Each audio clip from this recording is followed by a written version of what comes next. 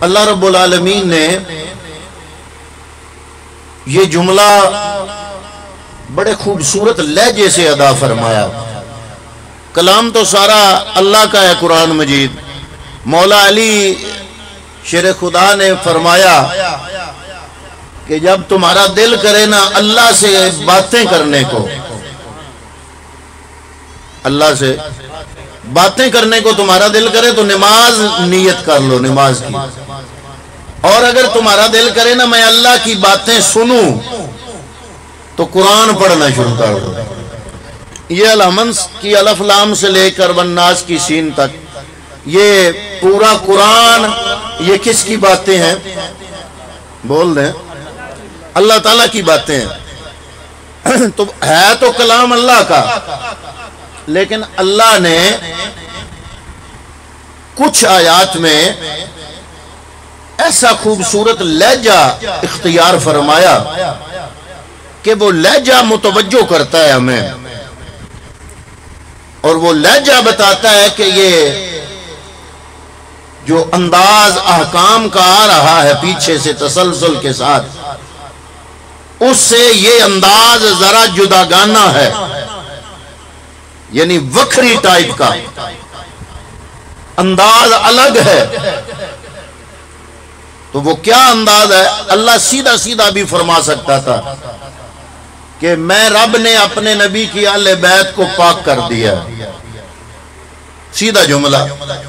لیکن رب نے ایسا جملہ بولا نہیں، لہجہ یہ نہیں ہے.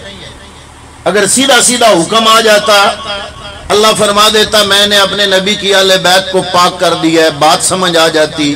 جملہ سادہ تھا، سمجھ میں آنے والا تھا، سادہ بندے کو بھی سمجھ آ جاتا. لیکن اس جملے میں زور پیدا کرنے کے لیے اللہ نے سیدھا سیدھا جملہ نہیں بولا، بلکہ اس کا ایک خوبصورت انداز بنایا. اللہ نے فرمایا انما یرید اللہ، اللہ رب العالمین نے ارادہ فرما لیا ہے، اللہ رب العالمین چاہتا ہے. ارادہ یریدو کا معنی ارادہ کر لینا، چاہنا، خواہش رکھنا، کوشش کرنا، ارادہ کر لینا، جو بھی معنی کر لو. اللہ رب العالمین نے فرمایا انما یرید اللہ، اللہ رب العالمین نے ارادہ فرما لیا ہے. یا الہ العالمین کس چیز کا ارادہ کر لیا ہے تو نے؟ فرمایا لِيُذْهِبَانْكُمُ الرِّجْسَ اہل البیت، میں رب العالمین نے اپنے محبوب کی اہل بیت سے رجس کو دور کرنے کا ارادہ کر لیا ہے. اب سوال پیدا یہ ہوتا ہے کہ یہ رجس کیا چیز ہے، کس کو رجس کہتے ہیں؟ افسوس تو یہ ہے کہ اردو زبان کے دامن میں اتنی وسعت نہیں کہ کوئی ایسا لفظ بولا جائے جو رجس کے سارے معانی کو اپنے اندر سموئے ہوئے ہو. صرف ایک ٹوٹل پورا کرنے کے لیے علماء مجبور تھے، اردو میں جو ترجمہ کیا گیا اور لفظ کوئی نہیں تھا تو یہ لفظ لگایا تاکہ کچھ نہ کچھ ذہن میں معنی آ جائے. تو علماء نے جو اس کا معنی کیا، کیونکہ اردو میں اس سے آگے اور کوئی لفظ نہیں ہے، لیکن عربی کے اندر اس کے بہت زیادہ معانی ڈکشنریوں میں موجود ہیں. اردو والوں نے صرف یہ معنی کیا کہ اللہ رب العالمین نے اپنے محبوب کی اہل بیت سے ناپاکی دور کرنے کا ارادہ کر لیا ہے. رجس کا معنی ناپاکی لیا، لیکن اگر عربی ڈکشنریاں اٹھا کے دیکھیں تو رجس کے بہت سے معانی ہیں. حضرات محترم علماء کرام نے فرمایا رجس کس کو کہتے ہیں، عربی ٹو عربی معنی کیا ہے. عربی والوں نے اس کا معنی کیا لکھا؟ عربی والے لکھتے ہیں کہ کسی بندے کے کردار پر اگر دھبا لگ جائے تو یہ بھی رجس ہے، اگر کسی بندے کی سوچ اور فکر میں بگاڑ ہو تو یہ بھی ایک رجس ہے. اور تیسرا معنی جو عربی میں ڈکشنریوں میں نے لکھا وہ یہ ہے کہ اگر بندہ میدان جہاد میں ہو، میدان جہاد سے پشت پھیر کے بھاگ جائے تو اس کو بھی رجس کہتے ہیں۔ اللہ رب العالمین فرماتا ہے رجس کو جس معنی میں بھی لے لو، چاہے کردار کا دھبا ہو، چاہے شعور یا فکر یا ادراک کا دھبا ہو، چاہے میدان جہاد سے بھاگ جانے والا دھبا ہو، اللہ رب العالمین قرآن مجید میں فرما رہا ہے کہ رجس کا جو بھی معنی لوگے، کائنات کے اندر رجس کے جو بھی معنی کرو گے، میں رب العالمین نے اپنے نبی کی اہل بیت کو ہر رجس سے دور کر دیا ہے۔ اور یہاں پر اگر جملہ مکمل ہو جاتا، بات مکمل تھی، لیکن اللہ تعالیٰ نے یہاں تک آیت تمام نہیں کی، آیت آگے بھی ہے۔ یعنی یوں سمجھ لیں جیسے پنجابی یا اردو میں ہم کہتے ہیں ہمارا گھر پورا نہیں ہوا۔ اللہ نے اپنے محبوب کی اہل بیت کی طہارت کو جب بیان کیا قرآن مجید میں، تو یہاں تک اگر بات ختم ہو جاتی، آیت مکمل ہو جاتی، مطلب واضح تھا، ظاہر تھا، واضح ظاہر اور باہر مطلب ہے، لیکن رب العالمین یہاں رکا نہیں، فرمایا انما یرید اللہ لیذھب عنکم الرجس اہل البیت، نبی کی اہل بیت سے صرف رجس ہی دور نہیں کیا، لیذھب عنکم الرجس اہل البیت ویطہرکم، صرف رجس ہی دور نہیں کیا، رجس دور کر کے اپنے مصطفیٰ کی اہل بیت کو پاک فرما دیا ہے۔ کیا کر دیا؟ وَيُطَّهِرَكُمْ آیت مکمل ہو جاتی، تب بھی معنی مکمل تھا، مطلب مکمل تھا، فکرہ مکمل تھا، معنی مکمل تھا، لیکن یہاں بھی آیت مکمل نہیں ہوئی، آگے لفظ اور ہے، فرمایا وَيُطَّهِرَكُمْ تَطْهِيرًا۔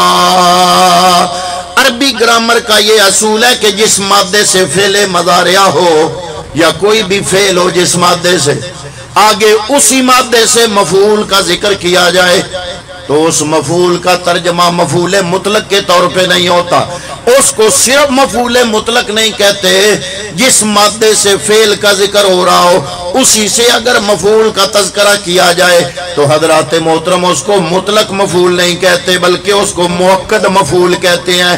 مؤکد مفعول اس کو کہتے ہیں جس میں تاکید لگائی جائے، گویا اللہ رب العالمین نے رجس دور کیا، پھر پاک کیا، اس کے بعد پھر مفعول مؤکد کا ذکر کر کے مزید واضح فرمایا تطہیرا، صرف پاک نہیں کیا بلکہ جیسے پاک کرنے کا حق ہوتا ہے، میں رب العالمین نے اپنے محبوب کی اہل بیت کو ایسے پاک فرما دیا۔ کیسے پاک کیا؟ جیسے پاک کرنے کا حق ہوتا ہے،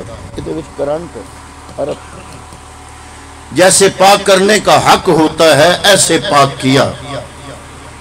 اب سوال پیدا ہوتا ہے کہ رجس اگر ناپاکی ہے تو کن کن معنوں میں اس رجس کو رب نے مصطفیٰ کی اہل بیت سے دور کر دیا؟ تو فرمایا اگر علم ہے صفت تو جہالت ہے رجس، یہ مختلف صفتیں ہیں۔ اگر علم ہے رجس، علم ہے صفت، جہالت ہے رجس۔ اگر ظلم رجس ہے، عدل صفت ہے۔ اگر عدل ہے صفت تو ظلم ہے رجس، اور اگر صبر ہے صفت تو بے صبری ہے رجس، بے صبری ہے رجس۔ اچھی صفات بھی ہیں اور بری صفات بھی ہیں، جو اچھی صفات ہیں ان کو صفت کہا جاتا ہے، اور جو اس کی اپوزٹ ہیں، متضاد ہیں، ان کو رجس بولا جاتا ہے۔ اللہ رب العالمین ارشاد فرما رہا ہے، اے کائنات والو، جو بھی خامی رجس میں آتی ہے اللہ رب العالمین نے اپنے محبوب کی اہل بیت کو اس خامی سے پاک فرما دیا۔ اب بے صبری رجس ہے، رجس، صبر صفت ہے، آپ اندازہ لگاؤ کہ مصطفیٰ کی آل بیت میں بے صبری ہوگی کہ صبر ہوگا؟ بولو، مصطفیٰ کی آل بیت میں صبر ہوگا کہ بے صبری ہوگی؟ ویسے اگر آپ نے پکا ارادہ کر لیا ہے نا کہ نہیں بولنا، میں نے بھی پکا ارادہ کر لیا ہے کہ انشاءاللہ اللہ اور اللہ کے محبوب کی محبت اور نبی کی آل کی محبت میں جو محبت والے ہیں انہوں نے ضرور بولنا ہے انشاءاللہ۔ تو صبر کیا ہے؟ صفت، اور بے صبری کیا ہے؟ رجس۔ بے صبری کیا ہے؟ بولیے، بے صبری کیا ہے؟ بے صبری کیا ہے؟ اور اللہ کے محبوب کی آل بیت بے صبری سے پاک ہے۔ اگر بے صبری رجس ہے تو یہ رجس نبی کی آل بیت کے قریب آ سکتے ہیں۔ یہی وجہ ہے کہ واقعہ کربلا کے بعد امام زین العابدین 40 سال زندہ رہے۔ کتنا؟ ان کی زندگی میں 40 مرتبہ محرم آیا۔ انہوں نے کوئی محرم بھی کچھ لوگوں کی طرح نہیں گزارا، ایک بھی۔ کیسے گزارا؟ اللہ کی عبادت کرتے گزارا، مصطفیٰ پہ درود پڑھتے گزارا۔ حضرت زین العابدین نے واقعہ کربلا کے بعد 40 سال زندگی گزاری۔ یہ نہیں ہے کہ آپ کو دکھ نہیں تھا کربلا کا۔ امام زین العابدین وہ واحد سید ہے جنہوں نے اپنی آنکھوں سے علی اکبر کو ذبح ہوتے دیکھا، جنہوں نے حضرت قاسم کی 19 سالہ جوانی لٹتے دیکھی، جنہوں نے امام حسین کے ہاتھوں میں حضرت علی اصغر کا 6 ماہ کا معصوم بچپنا اللہ کے دین پہ قربان ہوتے دیکھا، جنہوں نے 72 لاشیں اپنی آنکھوں سے دیکھی، جنہوں نے 3 دن بھوک اور پیاس برداشت کی۔ واقعہ کربلا کا ایک ایک منظر اس کے گواہ ہیں زین العابدین۔ آپ کا نام تھا علی۔ زین العابدین آپ کو اس لیے کہتے ہیں کہ عابد کی جمع ہے عابدین۔ عابد کہتے ہیں عبادت کرنے والے کو، یعنی دنیا میں جتنے بھی عبادت کرنے والے ہیں ان کی عبادتوں کی زینت ہیں حضرت علی اوسط، جن کا نام زین العابدین پڑ گیا۔ اس لیے پڑ گیا کہ عبادت اتنی کی، ریاضت اتنی کی، اللہ کا ذکر اتنا کیا، اللہ کی یاد میں زندگی ایسے گزاری کہ دنیا میں زین العابدین آپ کا لقب پڑ گیا کہ صرف عابد نہیں ہے بلکہ زین العابدین ہے۔ صرف عابد نہیں ہے بلکہ زین العابدین ہے، عابدوں کی بھی زینت ہے۔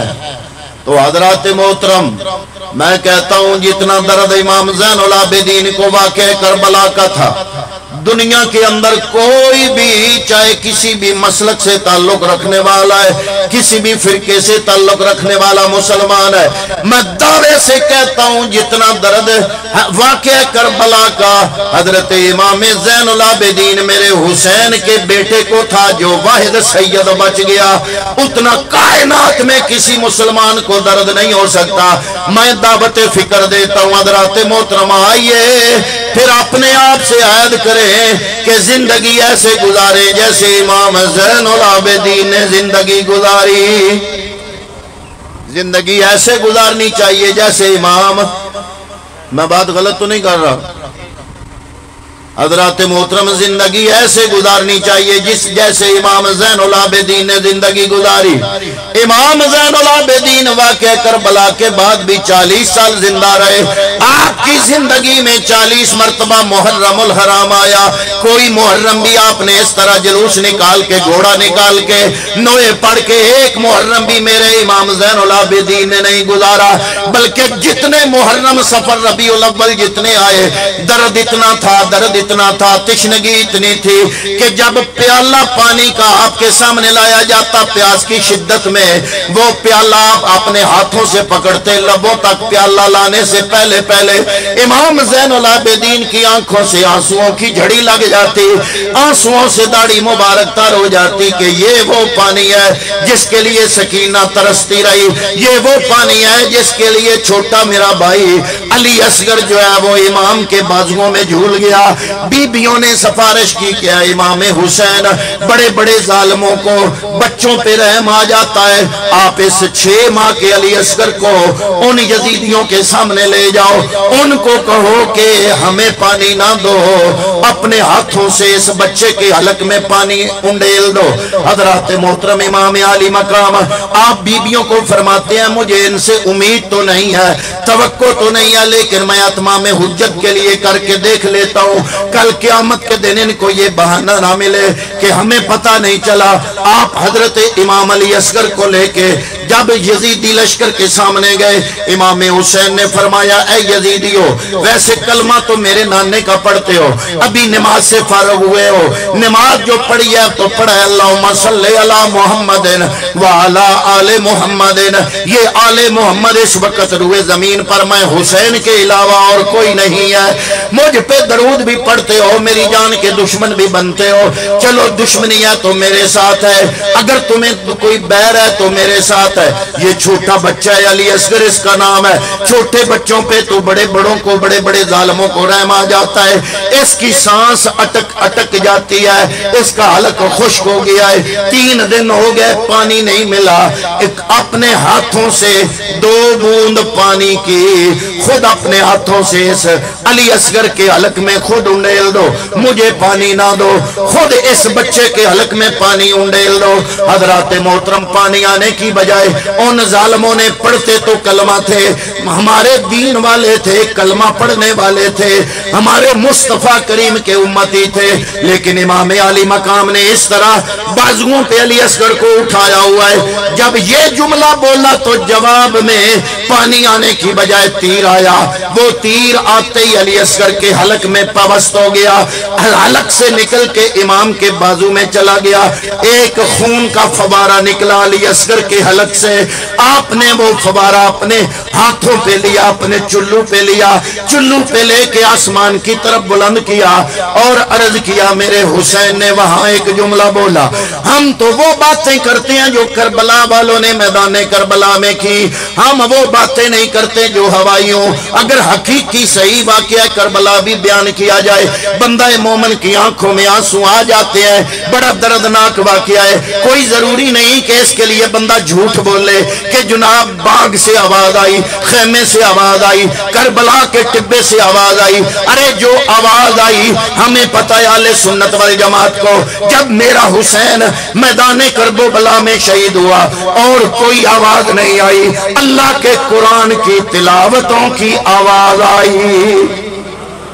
حضرات محترم میرے امام نے حضرت علی اصغر کو اپنے بازوؤں میں لیا ہوا ہے اور فرماتے ہیں کہ اے یزیدیو, دشمنی ہے تو میرے ساتھ ہے, تمہاری اگر کوئی بیر ہے تو میرے ساتھ ہے, لڑائی ہے تو میرے ساتھ ہے. یہ تو چھوٹا بچہ 6 ماہ کا ہے, اس کے حلق سے سانس اٹک اٹک کے آ رہی ہے, حلق خشک ہو چکا ہے, زبان لگ جاتی ہے, اپنے ہاتھوں سے پانی کا بوند ٹپکا دو.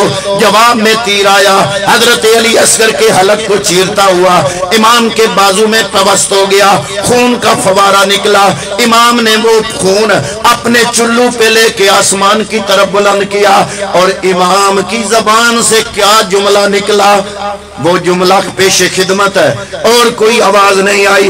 امام کی آواز یہ آئی, اللہم انی اشہدک علی ہؤلاء القوم, یا الہ العالمین میں اس قوم پر, اے میرے مالکہ میں اس قوم پر آپ کو گواہ بناتا ہوں, میں اس قوم پر آپ کو گواہ بناتا ہوں, اے الہ العالمین تو گواہ ہو جا. حضرت امام علی مقام نے میدان کرب و بلا کے اندر اپنے رب کو گواہ بنایا.